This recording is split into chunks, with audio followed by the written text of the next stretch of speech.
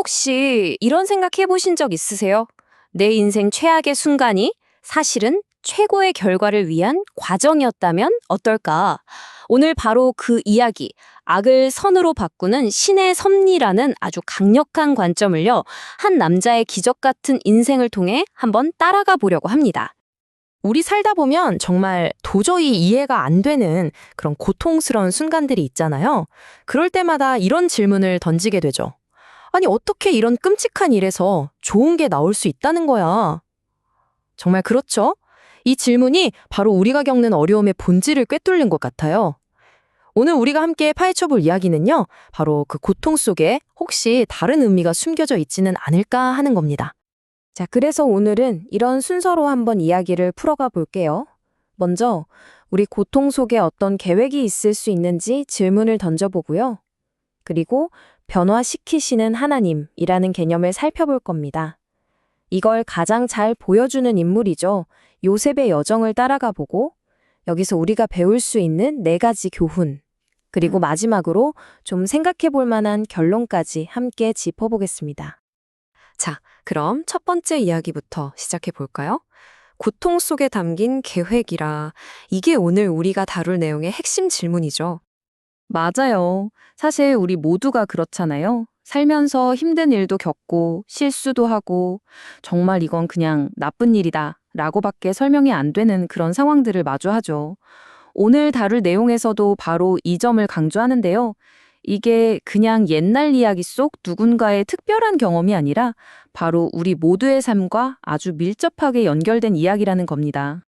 자, 그럼 두 번째로 넘어가서 이 이야기의 핵심 개념을 한번 보죠. 바로 변화시키시는 하나님이라는 개념입니다. 바로 이 구절입니다. 창세기 50장 20절 말씀인데요. 당신들은 나를 해치려고 했지만 하나님은 그것을 선으로 바꾸셔서 오늘 보시는 것처럼 많은 사람의 생명을 구하게 하셨습니다. 와, 이 한 문장이 사실 오늘 우리가 나눌 이야기의 모든 걸 담고 있다고 해도 과언이 아니에요. 자신을 팔아넘긴 형들 앞에서 요셉이 한 이 말 속에 어떻게 악이 선으로 바뀔 수 있는지 그 비밀이 숨어 있는 거죠.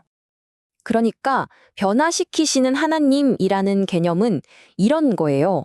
신이 우리의 나쁜 경험들, 그러니까 뭐 실수나 다른 사람의 악한 행동, 아니면 그냥 겪는 고통 같은 것들을요, 그냥 내버려 두는 게 아니라 적극적으로 개입해서 이걸 긍정적이고 어떤 목적이 있는 결과로 바꿔버린다는 거죠. 여기서 중요한 건 아팠던 걸 괜찮아, 아무 일도 아니었어 하고 덮는 게 아니라는 거예요. 오히려 그 아픔과 고통을 재료로 써서 더 큰 선을 만들어낸다는 믿음, 바로 그겁니다. 자, 세 번째 파트입니다. 그럼 이 개념이 실제로 어떻게 작동하는지 가장 극적으로 보여주는 사례, 요셉의 인생 여정을 한번 따라가 볼까요? 보세요. 요셉의 인생은 진짜 롤러코스터 그 자체였어요. 아버지의 사랑을 듬뿍 받던 아들이었다가 하루아침에 형들 손에 노예로 팔려가고 거기서 또 정직하게 살려다가 억울하게 감옥까지 가잖아요? 그런데 결국엔 이집트의 총리가 됩니다. 이 바닥에서 저 꼭대기까지 이 간극이 정말 어마어마하죠. 근데 여기서 이 분석이 정말 재미있는 지점을 짚어내요. 뭐냐면 요셉이 겪은 고난이 그냥 형들이 나빠서 운이 없어서만은 아니었다는 거예요. 생각해보면 요셉 자신도 실수를 했거든요. 어렸을 때 형들이 나한테 저라는 꿈 꿨다 막 이러면서 자랑했잖아요. 그 오만함이 형들의 질투를 불렀죠. 그런데 놀랍게도 바로 그 어리고 미숙한 행동이 결국 그를 이집트로 가게 만드는 모든 사건의 시작점이 되었다는 겁니다. 진짜 신기하죠? 그럼 이런 질문이 들죠. 대체 요셉은 어떻게 성공했을까요? 그가 엄청 노력해서? 아니면 원래부터 정직하고 똑똑해서? 그것도 아니면 그냥 운이 기가 막히게 좋았던 걸까요? 이 자료는 전혀 다른 이유를 이야기합니다. 여기서 강조하는 핵심은 바로 이거예요. 요셉의 성공이 그냥 요셉 혼자 잘해서 된 게 아니라는 거죠. 창세기 39장을 보면 계속해서 하나님이 그와 함께 하셨다는 말이 반복되거든요. 그러니까 그가 노예 신세일 때도 억울하게 감옥에 갇혔을 때도 보이지 않는 손길이 항상 함께하고 있었다는 겁니다. 예를 들어 이런 구절이 있어요. 하나님이 감옥의 관수장 마음을 움직여서 그냥 요셉을 예뻐하게 만들었다는 거예요. 한번 생각해 보세요. 죄수 신분인 요셉이 자기 힘으로 간수장의 마음을 얻는다는 게 이게 가능한 일일까요? 절대 아니죠. 바로 이런 부분이 요셉의 힘만으로는 설명할 수 없는 외부의 개입이 있었다는 증거라고 이 자료는 설명합니다. 자, 그럼 네 번째 파트입니다. 이 놀라운 요셉의 이야기 그냥 대단하다 하고 끝날 게 아니잖아요. 여기서 우리가 뭘 배우고 우리 삶에 어떻게 적용할 수 있을지 네 가지 교훈으로 한번 정리해 보겠습니다. 핵심은 이 네 가지예요. 첫째, 비전. 그러니까 하나님의 약속을 끝까지 붙잡는 것. 둘째, 절대 불평하지 않는 것. 셋째, 경건한 삶을 사는 것. 그리고 넷째, 지금 내가 있는 자리에서 맡은 일에 최선을 다하는 겁니다. 요셉이 절망적인 상황 속에서 보여준 태도가 바로 이 네 가지였어요. 하나씩 좀 더 자세히 볼까요? 특히 두 번째 불평하지 말라는 부분에 대한 해석이 아주 인상적이에요.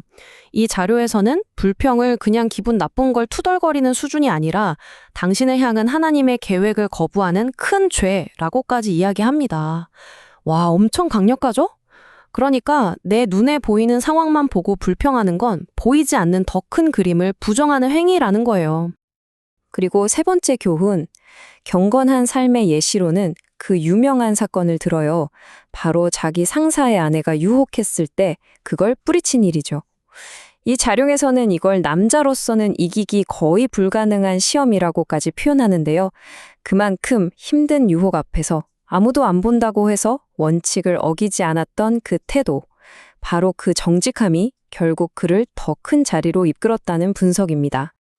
자, 이제 마지막 파트입니다. 지금까지의 이 모든 이야기를 종합해 볼 때 우리가 가슴에 새겨야 할 최종 메시지는 과연 무엇일까요? 결론은 바로 이겁니다. 당신의 삶은 악을 선으로 바꾸는데 전문가이신 전능한 하나님의 손에 달려 있다는 것. 이게 오늘 내용 전체를 꿰뚫는 핵심 메시지예요. 여러분이 저지른 실수, 나에게 상처를 준 다른 사람의 악한 행동, 도무지 이해할 수 없는 고난까지도 그 모든 것이 결국에는 선한 목적을 이루는 재료로 쓰일 수 있다는 희망의 메시지죠. 자, 오늘 이야기를 마치면서 마지막으로 이 질문 하나를 던져보고 싶어요. 혹시 지금 여러분의 인생에서 가장 힘든 시기를 보내고 계신가요? 그렇다면, 만약 그 힘든 부분이 여러분 이야기의 끝이 아니라 가장 위대한 반전을 위한 과정의 일부라면 어떨까요? 오늘 우리가 함께 본 요셉의 이야기가 바로 그 놀라운 가능성을 우리에게 똑똑히 보여주고 있습니다.